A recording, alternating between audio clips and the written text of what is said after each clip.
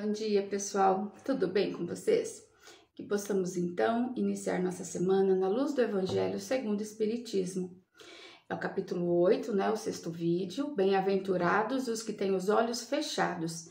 Lembremos-nos de que o Cristo disse que era necessário arrancar o vosso olho se ele fosse mau, e que mais valia atirá-lo ao fogo, que será causa da vossa perdição. Como num dos textos anteriores, se a tua mão te escandaliza, cortai-a. Hoje estamos falando dos olhos. Como são felizes os que na expiação foram punidos pelos olhos, que são os cegos, os deficientes visuais. Seu olho não será causa de escândalo e de queda, e eles podem viver completamente a vida das almas, podem ver mais do que nós que temos boa visão. Nós que temos visão, a visão física, essa visão ela acaba sendo limitada. A gente acaba vendo só matéria, só o que está ali a um passo do nosso nariz, como a gente diz. Então, e é exatamente essa visão, os olhos que são para verem, que acaba nos limitando e não deixando ver o que precisamos ver, que vai além dos olhos, E o deficiente visual, por não ter essa limitação do sentido visual desse órgão, de um dos quintos sentidos, os 5 sentidos, um deles é a visão. Então, por não ter essa limitação, a sua percepção é maior, porque ele acaba também enxergando com os outros sentidos, o tato, o paladar, o olfato, tá faltando um, a audição. Então, quer dizer, todos esses acabam sendo mais despertados, porque não tem essa... Eu digo que acaba sendo essa limitação por isso, porque quando ela não tá, esses outros são mais despertados. E desperta também, o sentido do espírito, que tem uma percepção mais aguçada, a intuição, que, como disse, ver completamente a vida das almas, e ver mais do que nós que temos boa visão. Lógico que para você despertar um sentido e tudo mais, não necessariamente você tem que ser cego, de forma alguma, não é isso. Mas, pelo que a gente observa das pessoas, que são deficientes visuais, os outros sentidos são muito mais aguçados. E quando se fecha os olhos, experimente aí na sua casa, quando você fecha os olhos, como a sua percepção muda, como fica tudo mais aguçado, os sons mais altos, até a própria energia você sente melhor. E a visão física acaba te distraindo. O bem-aventurado cego que quer viver com Deus, mais feliz do que nós estamos aqui. Ele sente, o bem-aventurado cego que quer viver com Deus, é mais feliz do que nós que estamos aqui. Ele sente a felicidade, pode tocá-la, ver as almas e pode lançar-se com elas nas esferas espirituais. Entende? Então, ver como a percepção é diferente, Tudo é diferente nesse sentido. Pode tocá-la, pode tocar as almas, e traz a questão das esferas espirituais. Então, porque acaba tendo a cegueira, no caso, deixa a pessoa mais sensível, pois ele vê com os olhos do espírito, entende? Então, o olho físico, que acaba sendo uma limitação, então ele não tem. Então, o que limita ele ele não tem o que limita ele, que são os olhos físicos. Então, ele acaba vendo com os olhos do espírito, que a percepção é muito maior do que a nossa visão, A nossa visão física não tem nem comparação, abrange muito mais. O olho aberto está sempre pronto a fazer a alma cair, porque as tentações e tudo mais, os olhos, então acaba sendo mais suscetível, as tentações acabam sendo mais suscetíveis para os olhos abertos, Quando se tem o olho fechado, muda muito, Principalmente pelo físico, que já você não vê, e até pela questão da percepção, que diz: o olho fechado, pelo contrário, está sempre pronto a fazê-la subir até Deus. Me passa assim que, quer dizer, a pessoa que tem essa cegueira, no caso, parece até que ela está mais perto, mas não é que esteja mais perto, não é nada disso, né? Até porque cada um tem as suas questões a serem resolvidas aqui, mas é mais pelo que ela proporciona, essa visão fechada, né? De que, como disse agora, pois ele vê com os olhos do Espírito.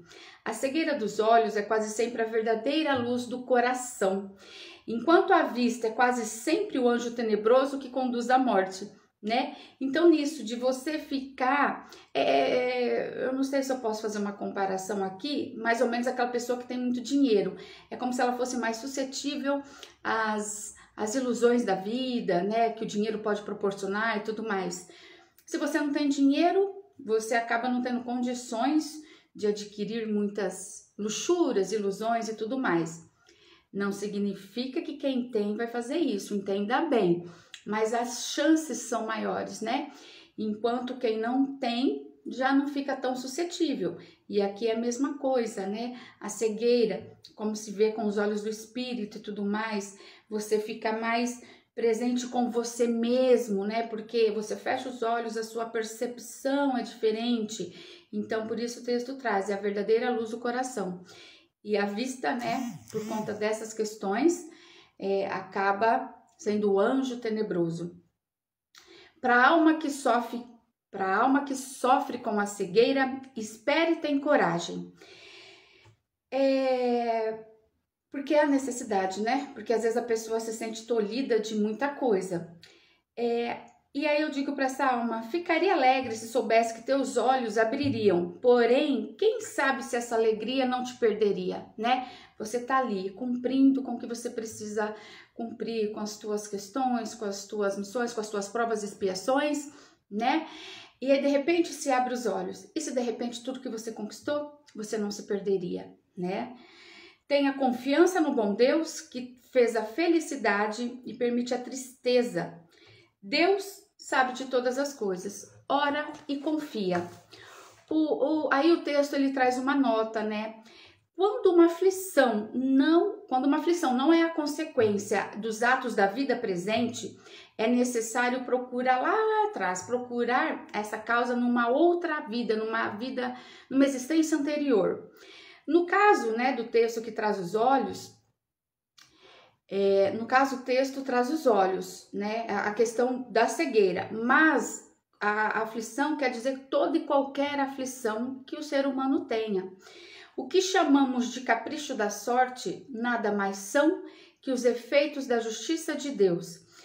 Ele não aplica punições arbitrárias, escolhe um e tipo, é você. Não, pois ele sempre quer que entre a falta e a pena existe uma correlação, nada é o acaso. Se na sua bondade lança um véu sobre os nossos atos passados, entretanto, ele aponta o caminho a dizer: quem matou pela espada perecerá. A gente não lembra o que aconteceu, assim, eu não sei o que eu fiz na minha vida passada, mas se eu tenho uma aflição, por exemplo, nesse, né, dos olhos, então, eu sempre vou ser punido pelo mal que eu causei. Quem matou pela espada perecerá. Ou seja, nós sempre somos punidos naquilo em que pecamos. Então, pode ter certeza que aquilo que eu tô sofrendo não é do acaso, não caiu no meu colo por erro de endereço. Não é nada disso. Eu serei punido naquilo que pequei no sentido do erro cometido, né? Qual foi o meu erro, né? Hoje eu tenho que resgatar isso. Se alguém é afligido com a perda da visão, é que a vista foi para ele uma causa de queda. Talvez também tenha sido a causa da perda da vista para o outro. Pode alguém ter ficado cego pelo excesso de trabalho que lhe impôs, ou ainda em consequência dos maus tratos, de falta de cuidados e etc. Os motivos são muitos, né? Então, você tá vendo? É aquela lei de talião, né? Então ele sofre agora a lei de talião, olho por olho, dente por dente. Eu vou sofrer o que eu fiz o outro sofrer, né? Então, tudo tem essa relação, nada é por acaso. Então, o que você tem hoje que te aflige, que te pega? Faz um questionamento aí, não que você vai descobrir, mas procura não buscar o problema. O que eu preciso fazer para lidar com isso? A mente, a gente tem que ter sempre ela em busca da solução, não deixar ela parada no problema. Eu tenho e tá tudo bem, é o que tenho para hoje. O que eu posso fazer para melhorar? E a pessoa mesmo, no arrependimento, pode ter escolhido essa expiação. Não é necessariamente que alguém impôs esse castigo. Ele próprio, de arrependimento, escolher essa expiação, aplicando a si próprio essas palavras de Jesus.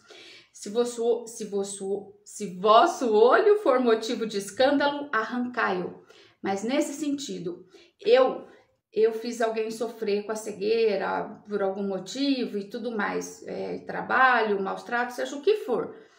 Eu me conscientizei disso. Então, o que eu faço? Me arrependo, me conscientizo, me arrependo e escolho passar por isso, como uma punição, como uma expiação, né? Para assim eu melhorar. Como sempre, mais um lindo texto. Tudo que vem do Evangelho é lindo, né? Todas as palavras são muito bem-vindas. Nosso tempo tá curto, então vamos lá.